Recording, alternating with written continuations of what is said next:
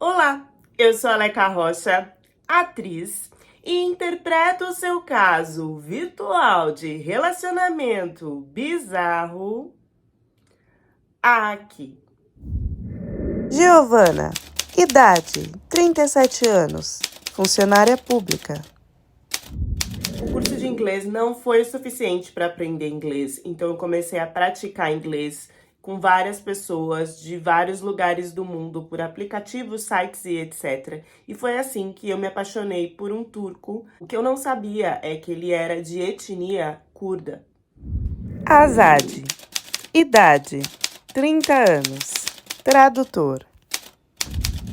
Apareceu um homem muito sério, de óculos, com os cadernos anotando, e olhou para mim, até com uma expressão bem embrutecida, que não tinha como ter nada ligado a relacionamento.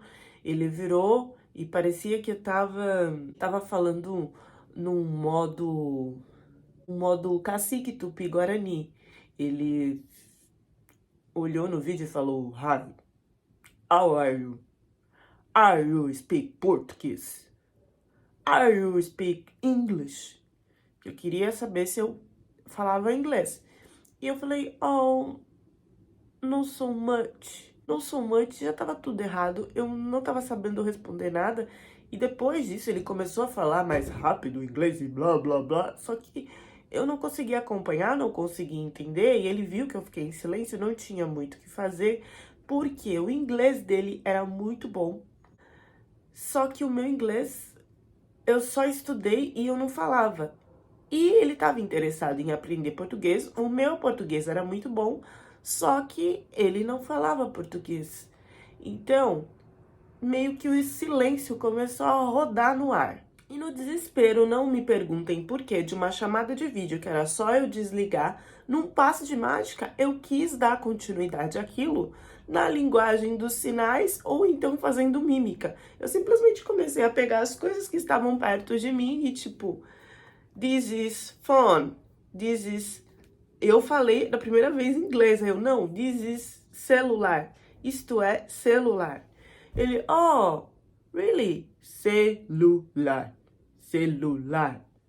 Oh, very good. E aí eu vi que eu soltei alguma coisa em inglês. Quando eu não queria pensar em inglês, saía em inglês quando eu não tava nervosa. A gente começou a descobrir um modo de conversar ali. Era metade inglês, metade português, metade mímica. E nisso, vocês acreditam que essa chamada durou mais de 30 minutos? Porque em alguns momentos a gente ficava só parado, se olhando, não tinha muito o que fazer. E aí ele colocava uma música e a gente... E outra, quando ficava esse vácuo que não tinha muito o que a gente conversar, eu ficava sem graça e dava risada, e aí eu provocava uma risada nele, e a gente começava a rir sem parar um do outro. Eu me senti muito retardada fazendo isso, eu não sei como que aconteceu, mas aconteceu. Depois que a gente viu que não tinha muito como ficar tanto tempo assim na chamada, a gente digitava o que queria conversar, lia, depois voltava e ficava se olhando na chamada. Loucura, com certeza. Foi assim que eu entendi que ele era o primeiro da família que tinha conseguido sair do ciclo de pastor, porque todos na família eram pastor. Pastor não de igreja. Pastor é aqueles que direcionava as ovelhas. Ou seja, ele morava no campo, nas montanhas. Até eu não entendia o que era esse negócio de turco e curdo, se tinha alguma diferença. Porque, na verdade, mesmo ele nascendo na Turquia e sendo turco, a família dele não era da Turquia. E era dessa etnia curda, que tinha dentro da Turquia a sua própria cultura. Então, eles tinham o seu próprio direcionamento de tradições, de religião, de moral, que era diferente do geral da Turquia, porque esse povo, pelo que eu entendi depois, era um povo que andava de região em região sem ter um lugar específico. Eu também só fiquei sabendo quando eu cheguei lá na casa dele, passando um pouquinho para frente, de que a família dele tinha vindo toda do Iraque. Então ele saiu dessa sequência de virar pastor. Foi o primeiro que a família conseguiu investir para fazer uma faculdade, Por isso que ele sabia o inglês, ele já não estava mais na Turquia nessa época, ele estava no Chipre. Ele sempre ficava em regiões perto da Turquia que ele podia entrar, tentando estudar, trabalhar e crescer de alguma forma. A reclamação dele era que mesmo estudando inglês, mesmo entrando para a faculdade, ele não conseguia ser colocado num trabalho melhor. Parecia que sempre vinha primeiro a questão dele ser curdo e um turco pegava a vaga.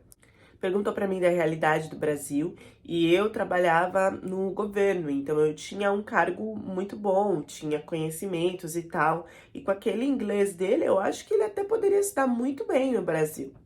Ele parecia bem ocupado lá no Chipre, ele estudava, trabalhava, não tinha tempo de nada. Então, essas conversas, elas eram super espaçadas. Sei lá, uma vez na semana, às vezes ele sumia a semana inteira e nem respondia o bom dia. Tinha dia que ele tava tão estressado que ele simplesmente ligava, colocava uma música turca ou até mesmo curda e fumava igual um louco, como se fosse uma chaminé ambulante. E cantava. E eu ficava lá admirando. E eu não entendia, porque daqui a pouco passava 20, 30 minutos, eu estava no silêncio, gastando tempo, observando esse homem. E ele lá.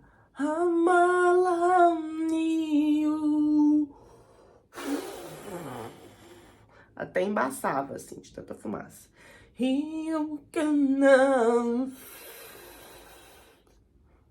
Aos poucos, os gestos de comer, beber, andar, tudo que a gente fazia para tentar conversar foram sendo substituídos pela palavra em inglês ou até mesmo em português e muitas vezes transformados em coração. Então, quando eu vi, eu já estava fazendo assim com ele na chamada de vídeo ou mandando beijinhos e ele mandava beijinhos assim.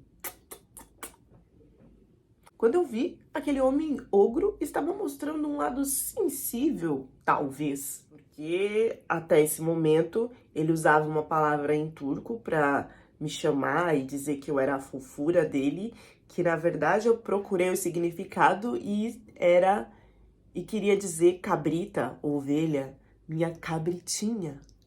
Evoluindo, a paixonite também grudou, né? Então, nos dias de canções, porque era praticamente um show que ele fazia pra mim, ele tava lá.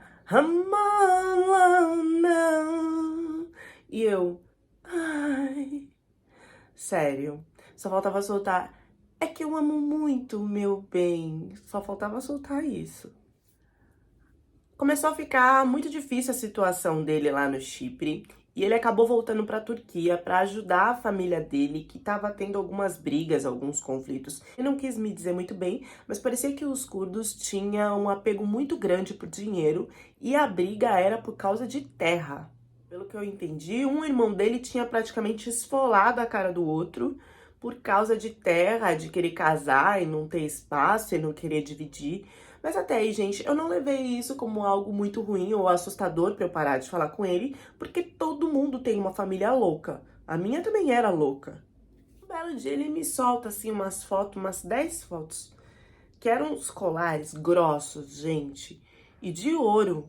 Eu fiquei olhando aquilo e falei, Jesus, o que que é isso?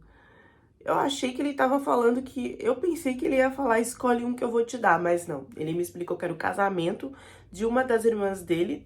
Quando eu perguntei, eu quero ver a foto da noiva, não sei o que, não podia, porque não podia mostrar a irmã no vídeo, porque quando você solta uma foto na internet, é rastreado e todo mundo pode pegar, aí uma mulher curda não se expõe dessa forma, e não sei o que, não sei o que, não sei o que, eu acabei deixando pra lá, mas juro que fiquei bem abismada com a grossura dos ouros que essa menina ia ganhar por causa que ela tava casando. Não demorou muito para ele soltar que não tava dando certo no Chipre, não tava dando certo na Turquia, não tava dando certo em região nenhuma e que ele estava pensando então em conhecer o Brasil, já que ele já soltava algumas frases em português de tanto de tempo que a gente conversava. E no automático eu ofereci a minha casa, eu falei que eu tinha uma vida super estável aqui no Brasil, que se ele quisesse ele podia ficar na minha casa para tentar algum tipo de trabalho.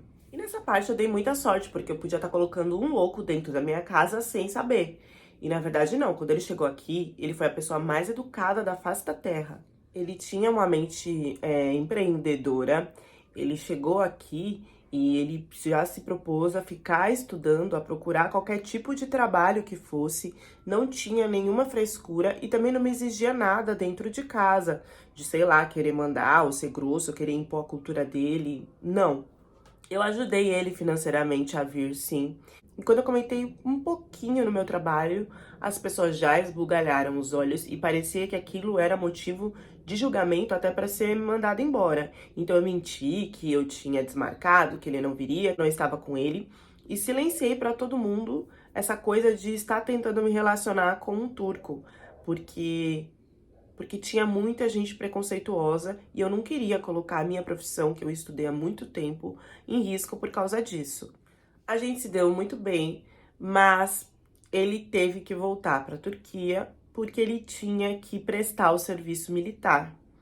Lá é obrigatório, tem um tempo, e ainda mais ele com essa família curda, ele era obrigado a fazer e não teria nenhuma comunicação. Tem algumas sedes que são mais rígidas, que são mais distantes e que você não pode usar o celular de jeito nenhum. E outras que são mais próximas e mais modernas, que você pode usar o celular de fim de semana, tem até lugar para você carregar a internet, comprar outros tipos de comida, enfim. O que eu tinha vivido com ele, o tempinho que ele ficou no Brasil, foi muito bom, apesar de ser escondido, de eu ter que observar quem que tava olhando na rua. Eu já coloquei até fumê no vidro do meu carro para que ninguém visse, porque todo mundo ficou de orelha em pé quando eu comentei e falei da palavra turco. Eu senti muita falta daquele início que a gente teve, até porque em menos de uma semana ele já tava conversando até que bem, assim, em português, lógico. Dava para entender. E já tinha surgido algumas oportunidades, assim, de trocar cabo naquelas coisas de ser da NET, da Claro, de TV a cabo.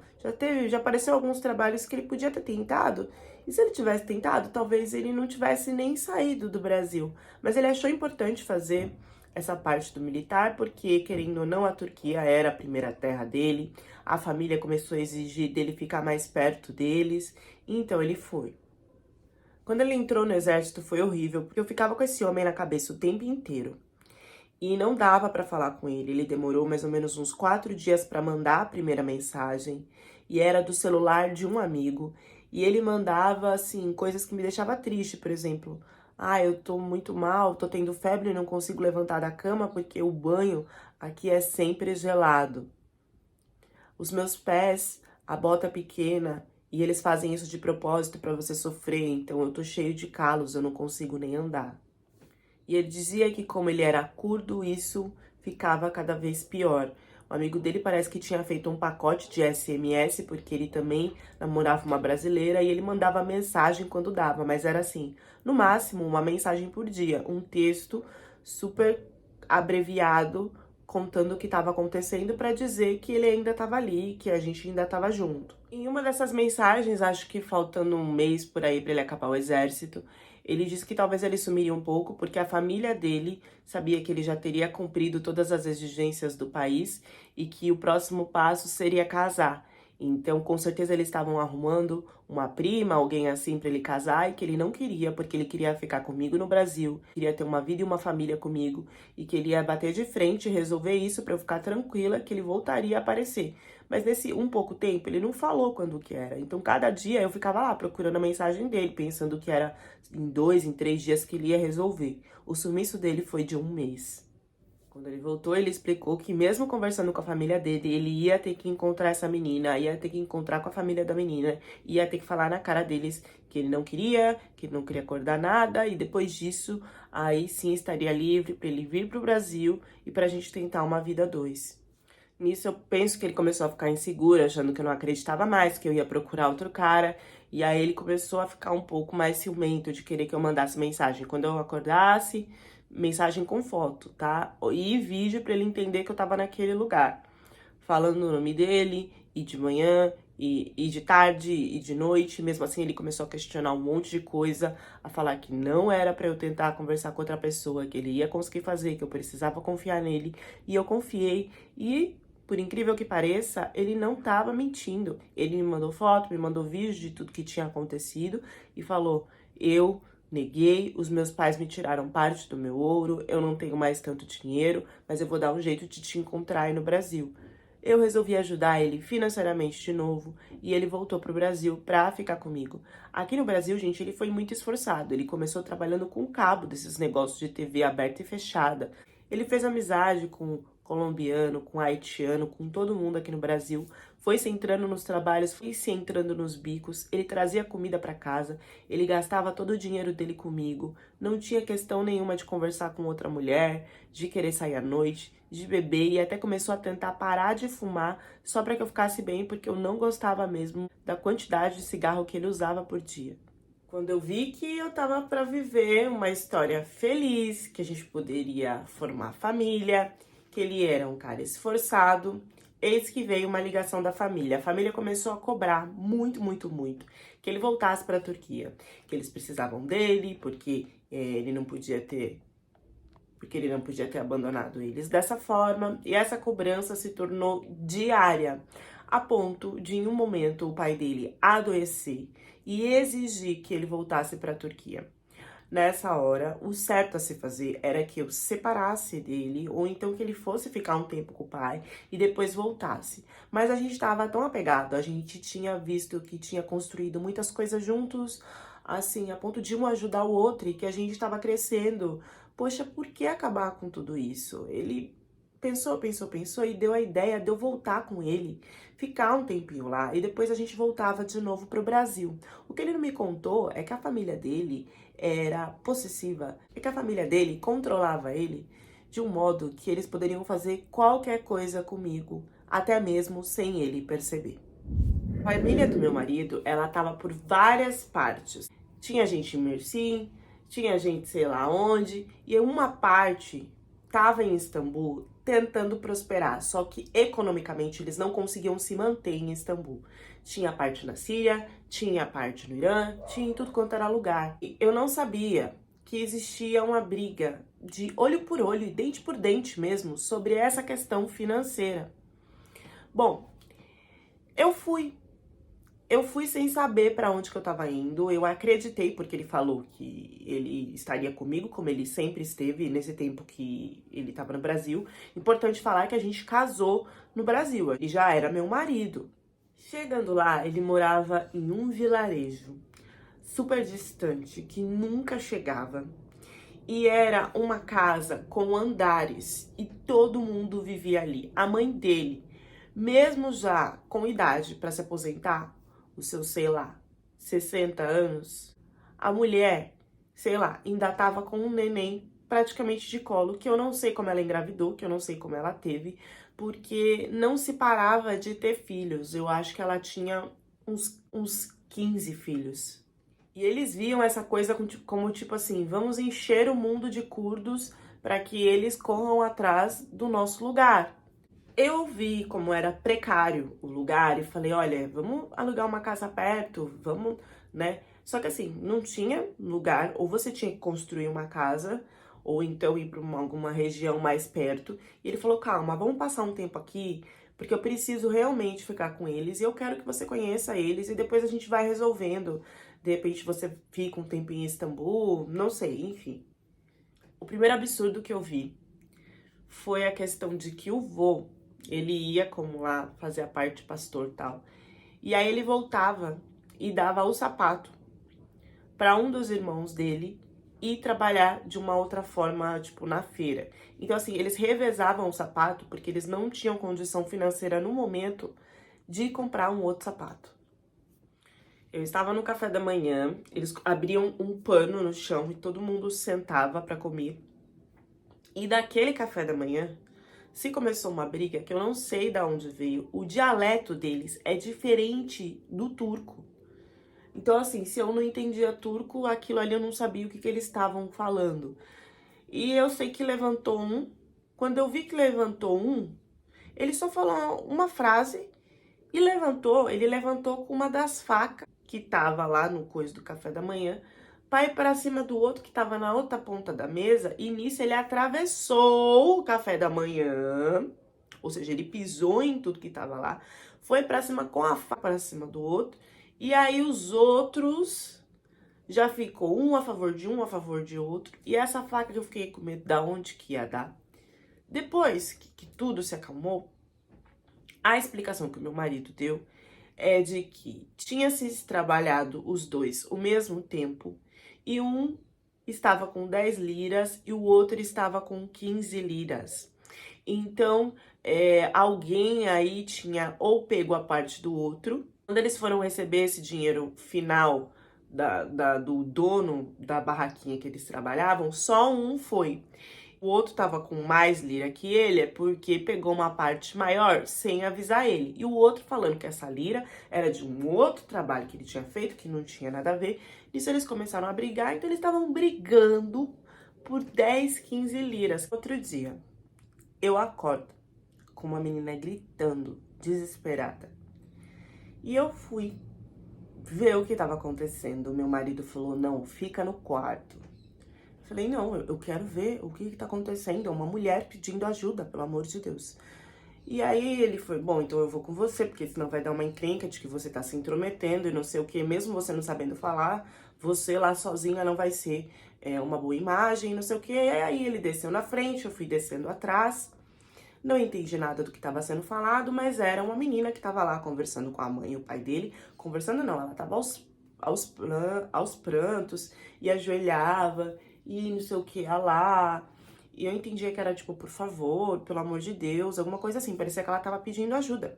E eles encaminharam essa menina de novo, tipo, pra sair de casa. O pai levou ela pra algum lugar. E eu perguntando pra ele o que tava acontecendo, e ele falando, essa é uma... Porque uma coisa que eu tinha notado é que não tinha nenhuma irmã, mulher. E aí ele falou, essa é uma das minhas irmãs, ela tá casada, mas tá tendo briga, alguma coisa assim com o marido, e o meu pai tá pedindo pra ela voltar e tá levando ela de novo pra casa do marido. E aí ele me contou que essas meninas, que eram irmãs dele, e a mãe dele também foi assim, elas se casaram com 16 anos, ou até menos. Porque na Turquia você pode casar, só pode casar aos 16 anos, com o juiz aceitando e a sua família autorizando, né? A idade que você pode casar sem autorização de ninguém é a partir dos 18. E aí eu não entendi como é que ele falou que tinha pessoa na família dele casando abaixo dos 16 anos. E eu vi essa menina ir e voltar umas 3 vezes lá na casa. E parecia grave o que ela estava passando, e mesmo assim o pai falava que ela tinha que voltar pro marido. Eu fui questionar ele falou, olha, é melhor a gente não entrar nesse assunto, porque vai acabar desgastando a gente. Eu não tenho mais nada a ver com isso. A gente mora no Brasil, eu não sou a favor do que tá acontecendo aqui, mas é minha família, eu preciso que você respeite. E aí ele me explicou que desde a mãe dele, da avó dele, eles se casavam entre eles e era meio que uma troca, tipo assim, a minha mãe casou com o filho de um amigo do pai dela. Então, esse amigo do pai dela, tipo, pra aceitar esse casamento, falou, ok, eu aceito, então, já que eles se gostam, eu aceito que a sua filha case com meu filho, mas aí, então, eu quero que a sua outra filha ou a sua irmã case com o meu outro filho. Tipo, eles faziam trocas, negociações em casamento, nem sempre. A maioria das vezes não era por amor, e era uma coisa que era intitulada pelos homens da família. A mulher não tinha muito direito de fala.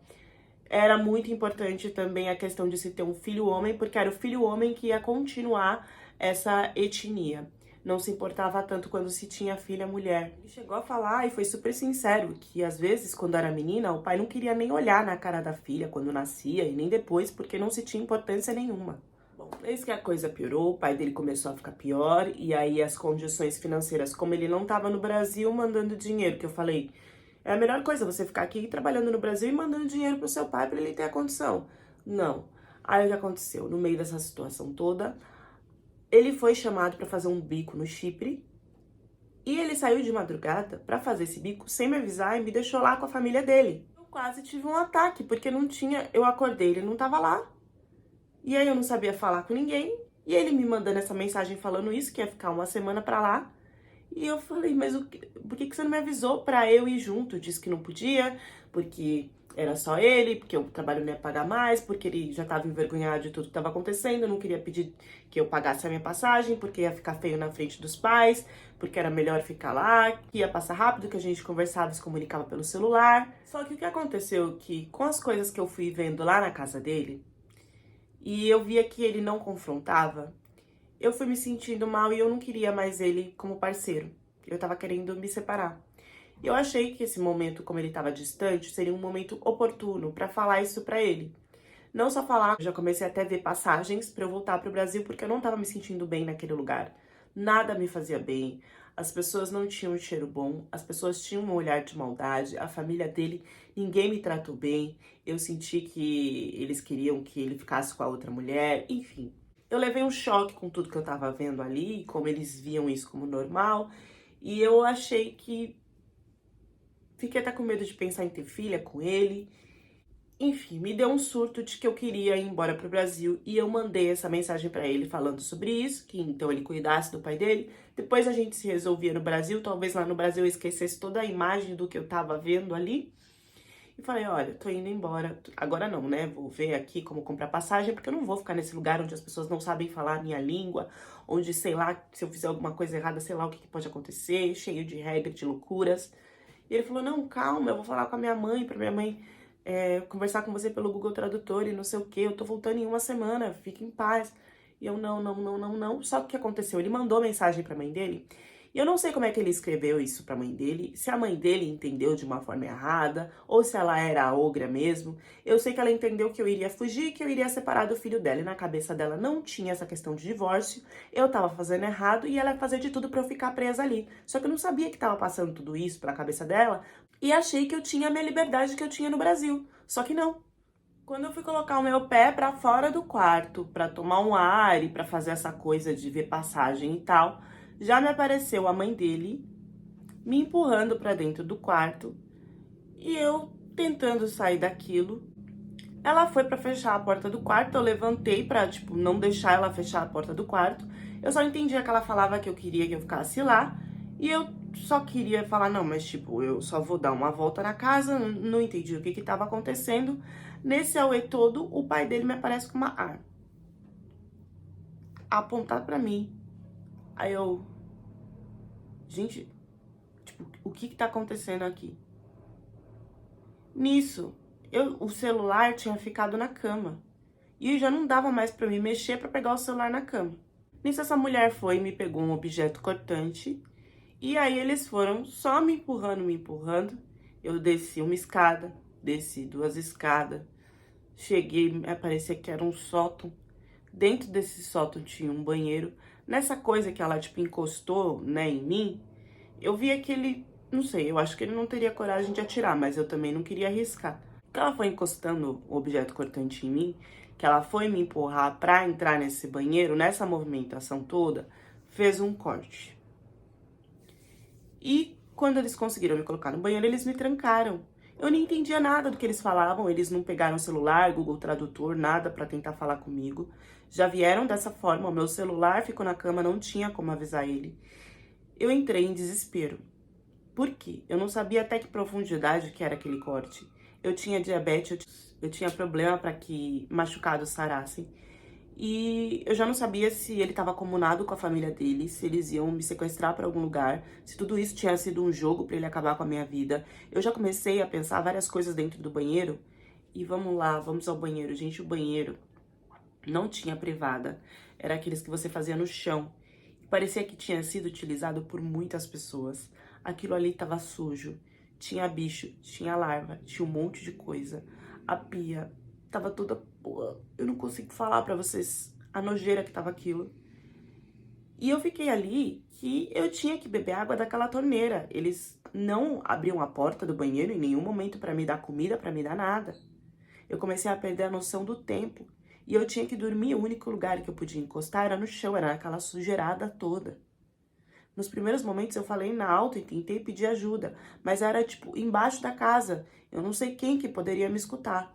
Eu comecei a ficar perdida na situação, não sabia o que pensar e o que fazer. Eu juro que eu chutei a porta, eu tentei empurrar a porta, machuquei mais um machucado tentando fazer isso.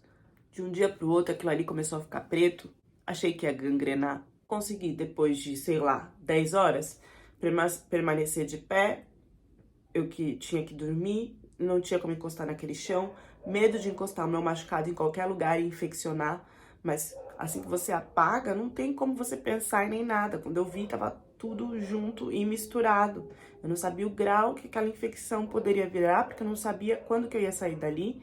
Peguei e amarrei uma parte do tecido da minha camiseta, desesperada, pedindo ajuda, com a boca seca, com fome. E eu já não conseguia mais contar o tanto de tempo que eu tava lá dentro. Só depois de um dia, foi avisar o filho que ela tinha feito isso para que ele não perdesse a esposa dele. E aí teve o tempo dele ver passagem, dele voltar desesperado para me tirar daquele lugar. Eu acho que foi 1 dia e meio ou 2 dias que eu fiquei nessa situação. Quando ele me tirou dali, o meu desespero, eu não conseguia olhar para a cara daquelas pessoas. E eu queria ir pro médico, mas ao mesmo tempo eu queria sair de perto dele. Ele me levou no médico e aí ele ajoelhou, ele pediu-me desculpas. Disse que a cabeça dos pais dele era daquele jeito, que não era maldade, que era ignorância, pra não fazer nada, pra eu não denunciar, porque eles não tinham dinheiro, porque não tinha como sair dali, porque eles tinham que ter uma vida como idosos saudável e em paz, que eles seriam presos, que era como estrangeira, que isso ia dar um grau, que isso ia dar uma coisa muito grande. Depois do terror que eu passei ali dentro, eu queria que o meu braço ficasse bom. A infecção no meu braço foi gigante. Pela minha questão diabética, talvez pudesse não se curar e eu ter que cortar alguma parte. Eu tava correndo muito risco ali e só me preocupei com a minha saúde naquele momento e em pegar uma passagem e voltar pro Brasil. Eu não denunciei como ele pediu. Eu não tive coragem, porque ele fez lá o dramalhão dele, mas eu só não queria mais saber de tudo isso.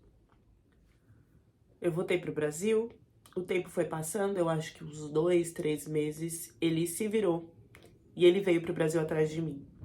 E aí ele fez de tudo, desde flores até tentar um trabalho e ficar no muquifo, e ficar na frente da minha casa e mandar mensagens, e correr atrás, e mandar e-mail, e ligar, e pedir desculpas, e falar de que sabia como que os pais eram primitivos, mas que ele não tinha culpa disso, que ele já tinha dado prova no Brasil que ele viveria bem comigo. Aos poucos ele foi me amolecendo, e eu aceitei ele de volta. Eu não tive nenhum problema com ele não tem nenhum reflexo igual a esses pais. E a gente vive bem hoje no Brasil, mas me conectar com a família dele, nunca mais. Se o cara tem consciência do grau de coisas que a família dele faz, como que ele abandona o amor da vida dele com esse tipo de pessoas e acha isso normal? Acha que nada vai acontecer? Eu jamais perdoaria uma situação dessa. E você? Perdoaria? Se você disse que perdoaria, saiba que depois de 1 ano, a Giovana veio me mandar mensagem dizendo que não sabia o que fazer porque ele começou a agredir ela. Por que é tão difícil confiar nos sinais? Por que um homem criado nesse tipo de vivência poderia, mesmo conhecendo outros países e abrindo a mente, não ter nenhum resquício desse tipo de educação que foi dada a ele? Será que o objetivo dele é fugir dessa loucura e dessa precariedade que ele vive na Turquia, mas mesmo assim ele não vai abrir mão da parte violenta e gananciosa que existem em algumas famílias curdas? Por que depois de tanto tempo ele veio mudar o humor? Ou agora ele já não precisa mais tanto da Giovana como antes? Deixem as reflexões de vocês nos comentários e até a próxima história do canal.